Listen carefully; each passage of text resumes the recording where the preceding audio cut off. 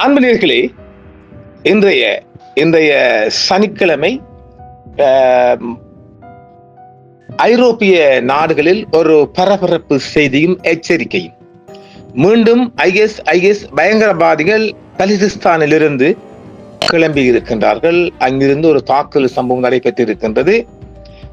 அதற்காக பாகிஸ்தானில் பயிற்சி அளிக்கின்றார்கள். பாகிஸ்தான் தான் அதற்கான பயிற்சியை வழங்கியிருப்பதாகவும் IEA இவர் யாரு? இவர் பிரான்சில், அதாவது ஹெட் ஆஃப் பிரான்ஸை தலைமையமாக கொண்ட சர்வதேச அணுசக்தி நிறுவனம் இன்டர்நேஷனல் எனர்ஜி ஏஜென்சி ஒரு எச்சரிக்கை கொடுத்திருக்கின்றது. இது ஒரு வெளிவராத செய்தியாக, ஒரு பரபரப்பு செய்தியாக ஒரு அரபு தேசத்தையும் அந்த செய்தி குறித்திருக்கின்றது. இந்தியாவில் அந்த செய்தி முதலாக நுழைந்திருக்கின்றது. அது நாளை முதல் இந்தியாவில் ஒரு தலைப்புச் செய்தியாக வெளிவரக்கூடும் என்று நினைக்கின்றேன். இது ஒரு பரமரகசியமாக செய்தி நாம் முகந்து தந்திருக்கின்றோம். இதில் வேடிக்கை என்னவென்றால், இதை 2019 ஆண்டு நினைக்கிறோம். 2019 ஆண்டில் US அமெரிக்க படைகள் சிரியாவில் இந்த தலைவர் அபுபக்கர் பக்தாதி அவனை கொன்று விட்டதாக அக்டோபர் 27 2019 ஆண்டில் இப்போதைய அமெரிக்க அதிபரும் அப்போதைய அதிபருமான டொனால்ட் ட்ரம்ப் அவர்கள் அறிவித்திருந்தார்கள். நாம் அப்போதைய சொல்லியிருந்தோம், இந்த அபுபக்கர் பக்தாதி என்பவன் அமெரிக்காவின் ஒரு முன்னாள் படையாளி என்றும், அவனுக்கு ஒரு முக அறுவை சிகிச்சை, முக வடிவமைப்பு மூலமாக ஒரு பிளாஸ்டிக் சர்ஜரி என்று சொல்லுவோம் இல்லையா, அதன் மூலமாக அவன் அமெரிக்காவால் தயாரிக்கப்பட்டு திரைக்கதை, வசனம், இசையமைப்பு எல்லாமே ஒட்டுமொத்தமாக ராஜேந்தர் போன்று அமெரிக்காவால் கொண்டு இறக்கப்பட்டவன். பிறகு அவர்களாக அவனை ரிமூவ் பண்ணி, அதாவது அவனை மக்களுடன் மக்களாக நடமாட வைப்பதற்காக அவனை கொன்று விட்டதாக, சிரியாவில் யுத்தத்தின் போது கொன்று விட்டதாக இந்த அமெரிக்க மாம் சொல்லிச்சு. இப்போ அமெரிக்க மாம்சுட வேண்டுகோளுக்கு இணங்கத்தான் பலிஸ்தீனில் இருந்து கிளம்புகின்றார்கள். இந்த பலிஸ்தீன் இந்த நாட்டை, அதில் ஒரு நிறைய பின்னணி இருக்கின்றது. இந்த ஒரு தனி நாடாக உருவாவதற்காக இந்தியா பக்கபலமாக இருக்கின்றது. அதற்காக பாகிஸ்தானை டார்கெட் பண்ணி ஒரு பக்கபலமாக, அதற்காக அது தனி நாடுதான் என்றாலும் முழுதாக அந்த இந்தியாவின் அரவணைப்பில் அது தற்போது வந்திருக்கு. ஆனாலும் இந்த பயங்கரவாதிகளுக்கு பயிற்சி அளிக்கின்றது பாகிஸ்தான். என்னங்கடா, நீங்க ஆளாளுக்கு சண்டை பிடிப்பீங்க, ஆளாளுக்கு வேற்றுமையா இருப்பீங்க, ஆனா ஒரு விடயத்துல ஒன்றாகிற பாகிஸ்தான். நாங்கள் எப்போதும் இந்த பாகிஸ்தானுக்கு ஆதரவில்லை என்பதும் இதுதான்.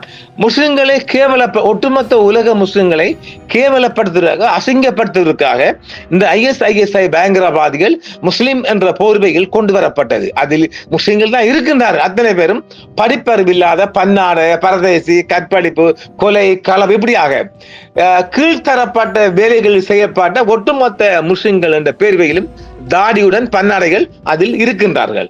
ஆக பேர் என்ன, நாங்கள் ISIS முஸ்லிம்களுக்கு வந்த படை என்று பொய். இங்கே நம்ம ஊர்ல ஜிஹாத் நீங்க அந்த மாதிரி இந்த அதாவது என்ன தரங்கட்ட வக்கீல்கள் மாதிரி தானே அவர்கள், தற்குறிகள். சரியாக சொல்ல போனால் ஒரு அதாவது இஸ்லாம் மதத்திலிருந்து உருவான மதம் என்ற போர்வையில், இஸ்லாம் என்ற போர்வையிலும் வந்த தற்குறிகள் தான் இந்த ISI சேர்ந்து பணத்துக்காக இயங்கி வருகின்றார்கள். பாப்போமா, இது ஒரு தொடர் இருக்கின்றது. பாப்போம் நாம் எவ்வளவு தூரம் தாக்கு பிடிக்க வேண்டும். பலிஸ்தீனில் உள்ள வலுவான தளங்களில் இருந்து செயல்படும் ISIS பயங்கரவாதிகள் போராளிகள் சமீபத்தில் நுஸ்கி பகுதியில் ஒரு தாக்குதலை நடத்தி இருக்கின்றார்கள். இதில் லெவிஸ் படையைச் சேர்ந்த 2 தற்குறிகள் கொல்லப்பட்டனர். கடந்த புதன்கிழமை நுஸ்கியின் கரியாபா பகுதியில் லெவிஸ் பணியாளர்கள் சுட்டுக் கொல்லப்பட்டனர். பின்னர் இந்த தாக்குதலுக்கு ISIS பொறுப்பேற்றிருக்கின்றது. கொல்லப்பட்ட பணியாளருக்கு புலனாய்வு அமைப்புகளுடன் முன் ஒருங்கிணைப்பு இல்லாமல் ISIS தளவாட தொடரணியை இடைமறித்த உள்ளூர் பிரிவின் ஒரு பகுதியாக இருந்ததாக வட்டாரங்கள் தெரிவிக்கின்றன. பாகிஸ்தானில் ISIS பயிற்சி ஐரோப்பிய நாட்டினர் IEA எச்சரிக்கை செய்திருக்கின்றது. பாகிஸ்தானில் மறைந்திருக்கும் ISIS தலைவர் மற்றும் கூட்டாளிகள் அவர்களை ஒப்படைக்குமாறு IEA அழைப்பு விடுக்கின்றார். சூப்பர். ஆப்கானிஸ்தானை வீழ்த்த ISIS போராளிகளுக்கு அடைக்கலம் கொடுக்கும் பாகிஸ்தானின் ராணுவத்துக்குள் ஒரு அணி இருப்பதாகவும் IEA தெரிவித்திருக்கின்றது. இது ஒரு உளவு தகவல். இது வந்துட்டு பிரான்சின் உளவு தகவலாகத்தான் இந்த IEA செய்தி வெளியிட்டு இருக்கின்றது. மஸ்துங் மற்றும் பலுசிஸ்தானில் பிற பகுதிகளில் பல ISIS மையங்கள் தொடர்ந்து செயல்பட்டு வருவதாகவும் மேலும் IEA குறிப்பிடுகின்றது. இந்த வசதிகள் பயிற்சி மைதானங்களாகவும் செயல்பாட்டு திட்டமிடல் மையங்களாகவும் தொடர்ந்து செயல்படுகின்றன. இது போன்ற போதிலும் பாகிஸ்தான் ராணுவ ஆட்சி அவர்களின் நடவடிக்கைகளை புறக்கணித்து வருவதாகவும் ISIS-ஐ அதன் எதிரிகளுக்கு எதிரான ஒரு கருவியாக பயன்படுத்திக் கொள்வதாகவும் மேற்கத்திய ஆதரவை பராமரிக்க அதன் இருப்பை பயன்படுத்துவதாகவும் கூறப்படுகிறது. உண்மைதானே? பல மாதங்களுக்கு முன்பு மஸ்துங்கை தளமாக கொண்ட ISIS மையங்களுக்கு எதிராக விரிவான நடவடிக்கைகளை நடத்தப்பட்டன. பயிற்சிக்காக அழைத்து வரப்பட்ட பல வெளிநாட்டினர் உட்பட டசன் கணக்கானோர் தற்குறிகள் கொல்லப்பட்டனர். இந்த முகாம்கள் பிராந்தியம் முழுவதும் மற்றும் அதற்கு அப்பால் குறிப்பாக ஆப்கானிஸ்தான் மற்றும் மேற்கத்திய நாடுகளில் தாக்குதலுக்கு நடவடிக்கை எடுப்பவர்களை நிலைநிறுத்துவதற்கான ஏவுதளங்களை நோக்கமாக பாகிஸ்தான் ராணுவ ஸ்தாபகத்தை எதிர்பார்ப்பதாக கருதப்படும் தனிநபர்கள் மற்றும் குழுக்களை குறிவைத்துள்ளன. இது ஒரு விடயம் என்னவென்றால், ஆப்கானிஸ்தான் தாலிபான்கள் ஒருபோதும் இந்த ISIS பயங்கரவாதை ஏற்றுக்கொள்ளவில்லையா? அதை நாம் இங்கு சுட்டிக்காட்ட வேண்டிய தேவை இருக்கின்றது. கடந்த வாரம் ஆப்கானிஸ்தான் இஸ்லாமிய எமிரேட்டில் செய்தி தொடர்பாளர் ஹபிபுல்லா முஹாஜித் அவர்கள் தெரிவிக்கையில், ISIS தலைவர் ஜஹாப் அல் முஜாஹிர், இவர்தான் இப்ப தலைவரை வந்திருக்காரமா, ஜஹாப் அல் முஜாஹிர் மற்றும் அவரது நெருங்கிய கூட்டாளிகளான அப்துல் ஹக்கீம் தஹ்விடி, சுல்தான் அஜீஸ் அஸ்ஸலாம் மற்றும் ISIS-இன் மத்திய தலைப்புடன் தொடர்புகளை நிர்வகிக்கும் மற்றும் மக்தாப் சாதிக் என்று அழைக்கப்படுவதை மேற்பார்வையிடும் தலாபுதீன் ரஜாப் ஆகியோர் தற்போது பாகிஸ்தானுக்குள் ஒளிந்து கொண்டிருப்பதாக ஒரு செய்தி தெரிவிக்கின்றது. தாக்குதல்களை திட்டமிடவும் ஒருங்கிணைக்கவும் ஆப்கானிஸ்தானின் பரந்த பிராந்தியம் மற்றும் அதற்கு அப்பால் உள்ள பணிகளுக்கான செயற்பாட்டாளர்களுக்கு பயிற்சி அளிக்கவும் இந்த பாதுகாப்பான புகலிடங்கள் பயன்படுத்தப்படுகின்றன என்று முஜாஹித் மேலும் தெரிவித்திருக்கிறார். அவர் ஒரு ஊடகக்காரர். பாகிஸ்தானில் ISIS-K தலைமையுடன் ஒரு உயர்மட்ட ISIS தூதுக்குழு அண்மையில் ஒரு சந்திப்பு செய்திருக்கின்றது. ISIS கலிபாவின் உத்தரவின் பேரில் ஒரு உயர்மட்ட குழு பாகிஸ்தானில் உள்ள அதன் நிலைநிறுத்தப்பட்ட அதிகாரிகளை சந்தித்திருக்கின்றது. சிரியா மற்றும் ஈராக்கிலிருந்து ஒரு ISIS தூதுக்குழு பாகிஸ்தான் பலுசிஸ்தான் மாகாணத்திற்கு சென்று ISIS போராளிகளின் தலைமையை சந்தித்ததாகவும் ஒரு செய்தி தெரிவிக்கின்றது. பலுசிஸ்தானில் ISIS மையங்கள் தீவிரமாக உள்ளன என்றும் பாகிஸ்தானில் ISIS பயிற்சி ஐரோப்பிய நாட்டினர் எச்சரிக்கை விடுத்துள்ளதாகவும் ஒரு செய்தி தெரிவிக்கின்றது. பாகிஸ்தானில் மறைந்திருக்கும் ISIS-K தலைவர் மற்றும் கூட்டாளிகள் அவர்களை ஒப்படைக்க வேண்டும் என்றும் அந்தந்த நாட்டில் இருக்கின்ற இராணுவத்திடம் ஒப்படைக்க வேண்டும் என்றும் IEA தெரிவித்திருக்கின்றது. இந்த விடயத்தில் விரிவுபடுத்தப்படும் பிராந்தியத்தின் மேற்கத்திய உலகிலும் ISIS-K-இன் செயற்பாடுகளை விரிவுபடுத்தவும் இந்த இலக்கை அடைய கொராசான் கிளைக்கு தேவையான ஆதரவை வழங்குவதாம் ஆகும் என்றும் IEA தெரிவித்திருக்கின்றது. ISIS-இன் மைய தலைமைக்கு கொராசான் கிளை குறிப்பிடத்தக்க முக்கியத்துவத்தை கொண்டுள்ளது என்பதை கவனத்தில் கொள்ள வேண்டும் என்றும் மேலும் சமீபத்திய சந்திப்பு மற்றும் உத்தரவுகள் ISIS-இன் பலுசிஸ்தானில் இருந்து அதன் நடவடிக்கைகளை ஒழுங்கமைத்திருக்கு என்றும் தெரிவிக்கப்பட்டிருக்கின்றது. பலுசிஸ்தானில் உள்ள வேரூன்றிய தளங்களில் இருந்து செயல்படும் IS போராளிகள் சமீபத்தில் இந்த தாக்குதலுக்கு பிற்பாடு தங்களை நிலைநிறுத்தி வருவதாகவும் தெரிவிக்கப்படுகின்றது. மஸ்துங் மற்றும் பலுசிஸ்தானின் பிற பகுதிகளில் பல ISIS மையங்கள் தொடர்ந்து செயல்பட்டு வருவதாக ஆதாரங்கள் மூலம் குறிப்பிடப்படுகின்றது. ISIS-ஐ அதன் எதிரிகளுக்கு எதிராக ஒரு கருவியாக பயன்படுத்திக் கொள்வதாகவும் மேற்கத்திய ஆதரவை பராமரிக்க அதன் இருப்பை பயன்படுத்தவும் கூறப்படுகிறது. பல மாதங்களுக்கு முன்பு மஸ்துங்கை தளமாக கொண்ட ISIS மையங்களுக்கு எதிராக விரிவான நடவடிக்கைகள் நடத்தப்பட்டன. பயிற்சிக்காக அழைத்து வரப்பட்ட பல வெளிநாட்டினர் உட்பட டசன் கணக்கான போராளிகள் கொல்லப்பட்டிருக்கின்றார்கள்.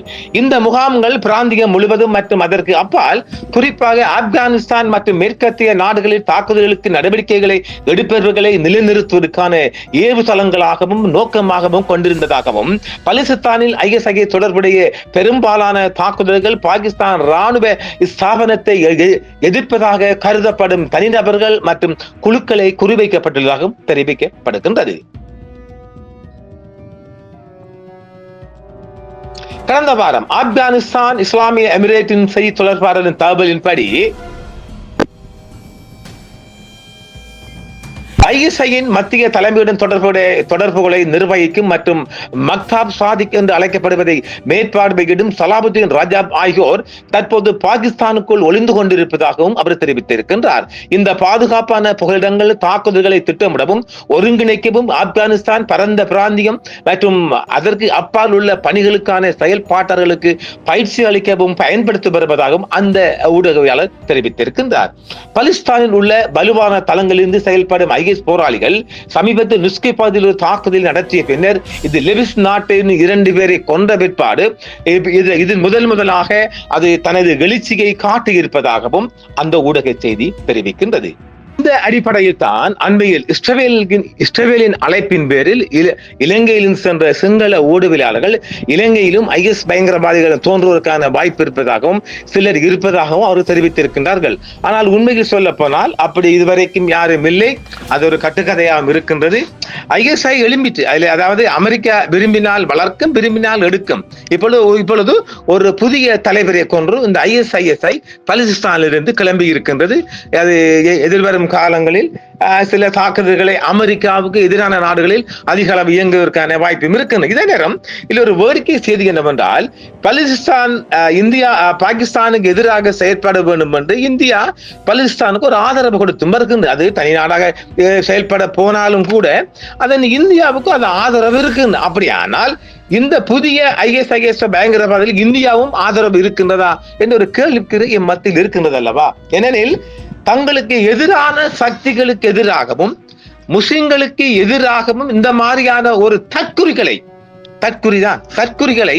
களமிறக்க வேண்டிய தேவை ஒன்று இவங்க இந்த இரண்டு, அதாவது இஸ்லாமோபியா நாடுகளுக்கு இருக்கின்றது. அதிலும் இந்த ரம்மாம் என்ற ஒரு லூசு வந்ததுக்கு பிற்பாடுதான் மிக அதிகமாக உலக பரப்பில் பொருளாதார பின்னடைவு வந்திருக்கின்றது. இப்ப பிந்தைய ஒரு தகவலில் கனடாவில் இருந்து ஏராளமான கார் நிறுவனங்கள் மற்றும் ஏனைய நிறுவனங்கள் 3000க்கும் மேற்பட்ட தொழிலாளர்களை இடைநிறுத்திவிட்டு அது தற்போது அமெரிக்காவை நோக்கி அது பின்வாங்குகின்றது. அதாவது கனடாவில் இயங்குகின்ற ஏராளமான நிறுவனங்கள் இந்த ட்ரக்ஸ், இந்த வரி விதிப்பின் தாக்கு பிடிக்க முடியாமல் அமெரிக்காவை நோக்கி செல்கின்றது. அப்ப இப்படியாக மிக விரைவில் உலக பொருளாதாரம் மிக மோசமான நிலை ஒன்றுக்கு செல்லக்கூடிய நிலை கொண்டு இருக்குன்னு அதற்கான காரணம் இந்த கோமாளி, இந்த ரம்ஸ் மாம்ஸ் தான். எனவே நாம் இந்த IS குறித்து தாலிபான்கள் ஆப்கானிஸ்தானில் தாலிபான்கள் என்ன சொல்கின்றார் என்பதை நாம் அடுத்த காணொளியில் பார்ப்போம். நன்றி நேயர்களே. என்றும் உங்களுடன் சன்ரைஸ் இந்தியா டிவி சப்ஸ்கிரைப் பண்ணுங்கள், பெல் பட்டனையும் கிளிக் செய்யுங்கள். உங்கள் ஆதரவே